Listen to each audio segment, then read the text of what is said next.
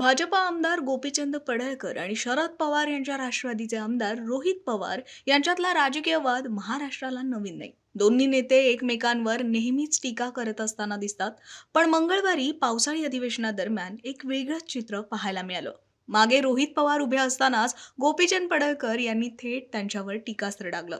एवढंच नाही तर रोहित पवारांसमोरच त्यांनी शरद पवार यांच्यावरही हल्लाबोल केलाय.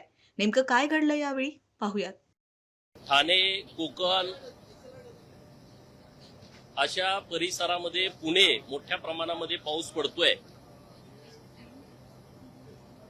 परंतु मी ज्या विधानसभा मतदारसंघातून येतो तो जत, सांगोला, मंगळवेढा, कवठेमंकाळ, आटपाडी, खानापूर या भागामध्ये आत्ता पण पाऊस पडलेला नाही आणि लोकांची पिकं धोक्यात आलेली आहेत. दुसऱ्या बाजूला महाबळेश्वर म्हणजे कोयना धरणामध्ये आणि तिकडे वारणामध्ये बऱ्यापैकी पाऊस पडत आहे. बऱ्यापैकी आता पाण्याचा साठा या धरणामध्ये झालेला आहे. माननीय मुख्यमंत्री महोदय आणि माननीय जलसंपदा खात्याचे मंत्री माननीय राधाकृष्ण विखे पाटील साहेब यांच्याकडे आमची मागणी आहे की जे पावसाचं पाणी वाहून कर्नाटकमध्ये जातंय ते पाणी तात्काळ दुष्काळी तालुक्यांना देण्याच्या संदर्भातल्या सूचना खाली अधिकाऱ्यांना द्याव्यात, अशी आमची प्रामुख्यानं मागणी आहे की जेणेकरून तिथं जी पिकं आता पाण्याअभावी ज्या पिकांचं नुकसान होणार आहे त्यापासून लोक वाचतील. लोकांची टँकरची मागणी आहे, त्या सगळ्या मागण्या बंद होतील.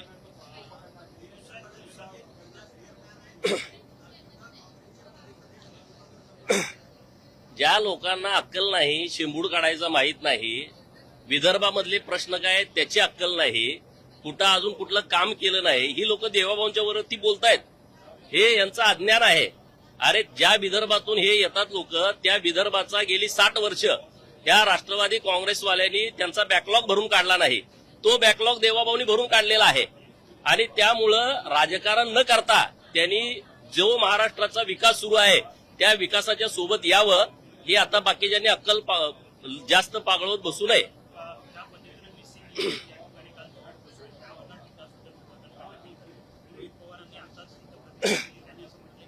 अरे त्याला आणि त्याच्या आजोबानं एखादी वीट लावल्या का महाराष्ट्रामध्ये? कुठं विकासाची कुठं केलाय विकास? त्याला काय माहित आहे हे?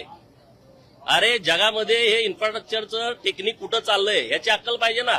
कारखाना चोरण्या इतकं हे सोपं नाही आहे. कारखाना ढापायची प्रक्रिया सोपी आहे.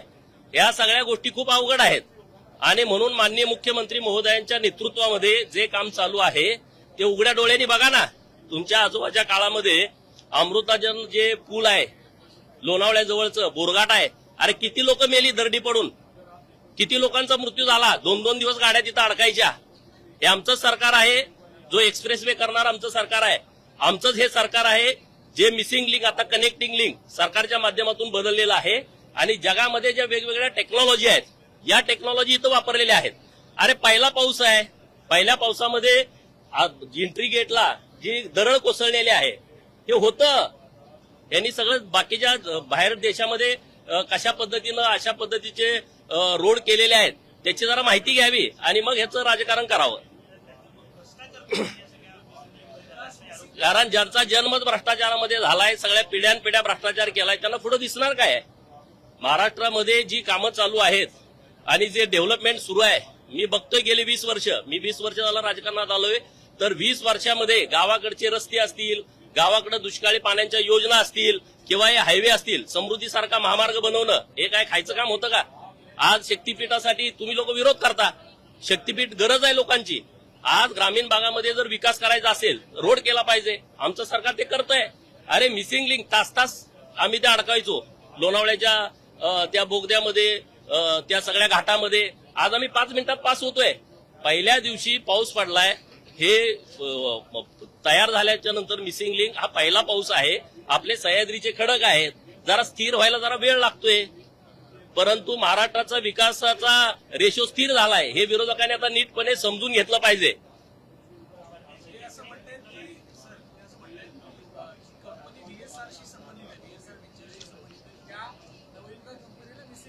कंपन्याची मला माहिती नाही. कंपन्या मी कशाला बघत बसू? माझ्या सरकारनं काम केलंय ते अत्यंत चांगल्या पद्धतीने केलेलं आहे आणि आम्ही त्या रोज त्या मिसिंग लिंकचा कनेक्टिंग लिंकचा आम्ही वापर करतोय. आता नैसर्गिक आपत्ती आल्याच्या नंतर ऍक्सिडेंट कशाला म्हणतात? नैसर्गिक आपत्ती आहे आणि त्यामुळं काही थोडी लोकांचं म्हणजे काल गैरसोय झालेली आहे, तर त्यामध्ये पण सरकारनं अत्यंत व्यवस्थितपणे लक्ष देऊन कुठली जीवितहानी होऊ नये, लोकांची गैरसोय होऊ नये यासाठी सरकारनं व्यवस्थितपणे काल काळजी घेतलेली आहे.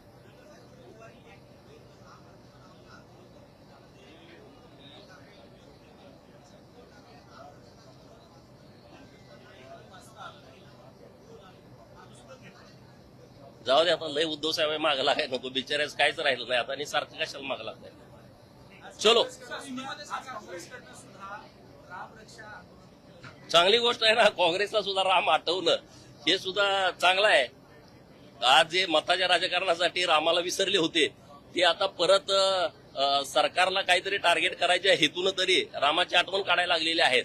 म्हणजे प्रभू रामचंद्राची आठवण ही काँग्रेसला आलेली आहे की ज्या प्रभू रामचंद्राच्या अस्तित्वावरती ही लोक शंका घेत होती, आज त्यांना जप करायची वेळ आलेली आहे. म्हणजे ही प्रभू रामचंद्राचीच ताकद आहे. मिसिंग लिंक के सवाल उठाए गए, पहली बारिश में किस तरह से बन पाया, मुख्यमंत्री ने इसके बारे में समझाया कि किस तरह से मिसिंग लिंक। माननीय मुख्यमंत्री महोदय जी ने काल सभागृह में इसके बारे में निवेदन किया है और जो हमारे विरोधी पक्ष के मित्र है इसकी राजनीति कर रहे हैं, उनका कोई गलती नहीं है. उन्होंने कहीं विकास का काम ही नहीं किया पिछले 40-50 साल में.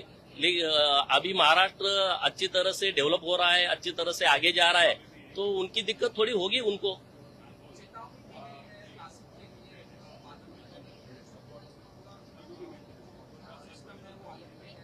नहीं, माननीय मुख्यमंत्री महोदय जी ने कल नासिक या मुंबई हो या पुणे हो, इस सभी लोगों के लिए चेतावनी दी है, तो लोगों ने वो सुनना चाहिए.